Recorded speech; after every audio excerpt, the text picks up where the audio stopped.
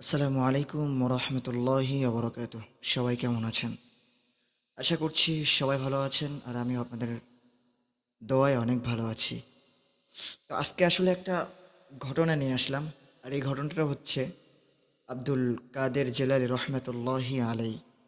ছোট্ট একটি ঘটনা বলবো, ভিডিওটা বেশি একটা লম্বা করব না, যেহেতু একটু প্রবলেম হচ্ছে ভিডিও করতে। তাই একটা ছোট্ট একটা ঘটনা বলবো, খুবই মনোযোগ সহকারে শুনবেন। আশা করি আপনারা অনেক এনজয় উপভোগ করবেন। ওকে। আব্দুল কাদের জিলানী রহমতুল্লাহি আলাই একদিন রাস্তা দিয়ে হেঁটে যাচ্ছিল। তো হঠাৎ করে পিছন দিয়ে একটা কুকুর এসে বলে যে, ও আব্দুল কাদের, আমার প্রশ্নের উত্তর না দিয়ে তুমি এক পাও নাড়াবে না। এখন আব্দুল কাদের জিলানী রহমতুল্লাহ আলাই পিছন দিকে ফিরে দেখে কুকুর ডাকতেছে।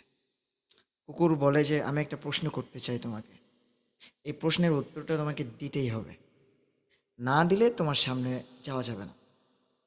এখন আব্দুল কাদের বলতেছে, ঠিক আছে, তুই কি প্রশ্নের উত্তর তুই বল, আমি তোর যে কোনো প্রশ্নের উত্তর দিতে রাজি আছি। এখন ওই কুকুরটা তাকে প্রশ্ন করলো, আচ্ছা আব্দুল কাদের, বলো তো যে তুমি তুমি বড় নাকি আমি বড়, কে বড়? এখন আব্দুল কাদের এই প্রশ্নটা শুনে কিছুক্ষণ অবাক হলেন, যে আমি যদি বলি যে তুই বড়, তাহলে কোরআনের আয়াত মিথ্যা হয়ে যাবে। ওয়ালাকাদ কাররামনা বানি আদম, আল্লাহ পাক বলেন যে জাতির ভিতরে শ্রেষ্ঠ জাতি হচ্ছে এই মানব জাতি। আর এখন যদি আমি তোকে বলি যে তুই শ্রেষ্ঠ, তাহলে কোরআনের আয়াত মিথ্যা হয়ে যাবে। আবার যদি বলি যে আমি শ্রেষ্ঠ, তাহলে আমার ভিতরে অহংকার ঢুকে যাবে। এটা একদম ঠিক না। আমি চাই না যে অহংকার ঢুকে যাক। তাই এখন আমি কি করি? এখন আব্দুল কাদের, আমরা তো মনে করেন একটু কিছু বড় হলে আমরা নিজেকে অনেক বড় ভাবি, অনেক বড় কিছু। আমি বড় আলেম, আমাকে কেন আলেম ডাকে না? আমি বড় হুজুর, আমাকে কেন হুজুর বলে ডাকে না? আমি বিশাল শিক্ষিত, আমাকে কেন শিক্ষক বলে ডাকে না? আমি এমপি, মন্ত্রী, ম্যাজিস্ট্রেট, অনেক কিছু, আমাকে এই বলে ডাকা লাগবে। আমরা এইটা নিয়ে মারামারি করছি, কিন্তু যেটা সত্য কথা আমি সেটা বললাম। ওকে। তো এটা কেউ মাইন্ড করবেন না, কেউ রাগ করবেন না। ওকে। তো চলুন সেই কথা যাওয়া যাক। তো আব্দুল কাদের মরাকাবায় চলে গেলেন, চোখ বন্ধ করে মরাকাবায় চলে গেলেন। কি আল্লাহকে বলতেছে, আল্লাহ তুমি আমাকে হেল্প করো, এর থেকে হেল্প করতে পারে না কেউ তুমি ছাড়া, তুমি আমার প্রশ্নের অ্যান্সারটা দিয়ে দাও। এখন আব্দুল কাদের, আল্লাহ অ্যান্সারটা দিয়ে দিল। আব্দুল কাদের এখানে একটা অবাক করার বিষয়, খেয়াল করে শুনুন, যে আব্দুল কাদের জিলানী রহমতুল্লাহি আলাই তাকে কি উত্তর শোনালেন। তাকে বলল, দেখ কুকুর, আহ, এই প্রশ্নের উত্তরটা আমি মৃত্যুর আগে তোর এই প্রশ্নের উত্তরটা আমি দিতে পারবো না। মৃত্যুর পর তুই আসিস, মৃত্যুর পর আমি তোকে উত্তরটা দিতে পারবো। বলে, কেন? কারণ আমি আব্দুল কাদের, দুনিয়ায় সবাই আমাকে সম্মান করে, সবাই আমাকে মহাব্বত করে, সবাই আমাকে পীর বলে ডাকে, সবাই আমাকে অনেক সম্মান করে।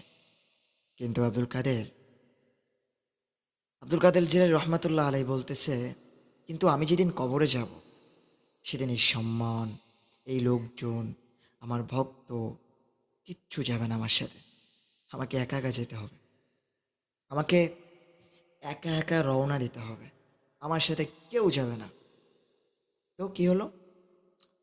তো বলল, দেখ আমি যখন কবরে যাব, আমাকে প্রশ্ন করার জন্য দুইজন ফেরেশতা আসবে, এসে বলবে, আব্দুল কাদের, বলো তো তোমার রবকে, তোমার রবের পরিচয় দাও। দ্বিতীয় প্রশ্ন, তোমার দিনের পরিচয় দাও। তৃতীয় প্রশ্ন, তোমার নবীর পরিচয় দাও। এইটা যদি আমি দিতে পারি, তাহলে আমি জান্নাতে যাব। আর এটা যদি না দিতে পারি, তখন আমি জাহান্নামে যাব। তো আব্দুল কাদের বলতেছে, দেখ আমি যদি জাহান্নামে যাই, তাহলে এই কথা বলা যায় যে তুই শ্রেষ্ঠ, তুই অনেক দামি। কারণ তোর কখনো শাস্তি হবে না, তোর কোনো জাহান্নাম হবে না, তুই তো মাটির সাথে মিশে যাবি, তোর কোনো বিচার হবে না। কিন্তু আমার বিচার হবে। আর বিচারের পর যদি আমি আমি যদি জাহান্নামে যাই, তাহলে আমার থেকে কপাল পড়া আর কেউ হবে না। এই জন্য, সরি কারেন্টটা চলে গেছে, এই জন্য আমি আপনাদেরকে এক কথা বলবো যে আপনারা সবাই কখনো অহংকার করবেন না। এখানে আব্দুল কাদের জেলারের মতো একজন পীর, আল্লাহওয়ালা মানুষ এখানে এই কথা বলল, আমি যদি জান্নাতি হই তাহলে তুই তাহলে তুই অনেক অনেক ছোট, আর যদি জাহান্নাম হয়ে যায় তাহলে তুই অনেক বড়। প্রশ্নের উত্তর ছিল এটা। ঠিক আছে? তো যাই হোক, যা কিছু বললাম এক কথা, যে আল্লাহ পাক আমাদের সবাইকে তৌফিক দান করুক আমল করার, বেশি বেশি আমল করে আমরা যাতে সবাই জান্নাতে যেতে পারি। আল্লাহ আমাদের সবাইকে তৌফিক দান করুক। যেহেতু কারেন্ট চলে গেছে এই জন্য অন্ধকার দেখাচ্ছে, কেউ খারাপ মাইন্ডে নেবেন না। তো যাই হোক, এখনই ভিডিও শেষ করছি। সবাই ভালো থাকবেন, সুস্থ থাকবেন। আসসালামু আলাইকুম রহমতুল্লাহি আবরকাতুহ।